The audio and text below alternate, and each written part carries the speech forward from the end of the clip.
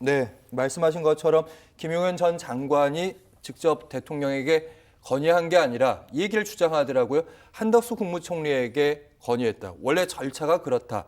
여기에 대해서 한덕수 전 국무총리 이렇게 입장을 보였습니다. 그런 얘기 들어본 적 없고 국무회의 들어가서야 알았다. 이 얘기는 어떻게 된 겁니까?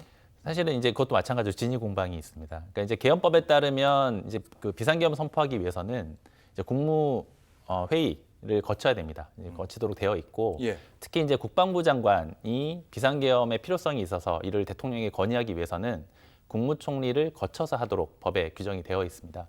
따라서 김영현 전 장관 입장에서는 이 비상계엄 자체가 내용적으로 정당할 뿐만 아니라 일단 절차적으로도 문제가 없다는 점을 주장하기 위해서는 반드시 국무총리를 거쳤어야 한다라는 점을 이제 알고 있기 때문에 이제 그런 주장을 한 것으로 보이고요.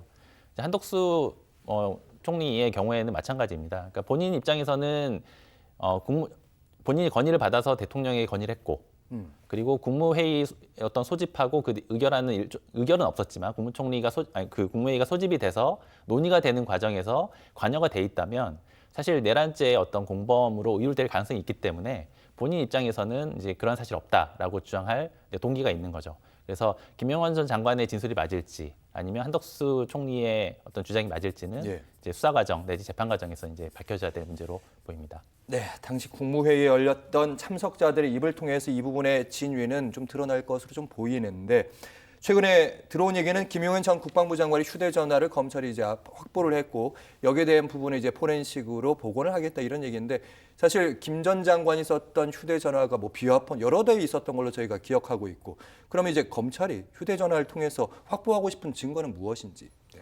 이제 보통 수사기관에서 휴대전화를 이제 압수하는 이유는 그 휴대전화에서 확인되는 이제 문자 메시지나 포렌식 과정에서 복원될 수 있는 뭐 카카오톡이나 SNS 메시지 이런 것들을 이제 확보하기 위한 것이고요. 경우에 따라서는 이제 스마트폰에 저장되어 있을 수 있는 녹취 파일 그리고 뭐 주고받았던 어떤 사진 파일 이런 것들을 이제 확보하기 위한 절차로서 이제 스마트폰을 압수를 하는 것이거든요. 근데 기억나실지 모르겠지만 이제 김용현 전 장관의 경우에는 이제 비상계엄 선포 이후에 수사 초기에 이제 검찰에 직접 출석해서 일종의 자수하는 형태로 출석을 했고 그렇죠. 실제로 실제로 휴대전화를 이미 제출을 했었습니다. 예.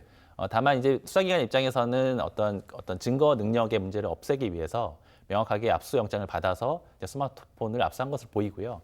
아마도 이제 그 구속 기소를 한 상태이기 때문에 상당수의 어떤 스마트폰 내에 있는 증거들은 지금 증거로 제출이 되어 있을 것이고요.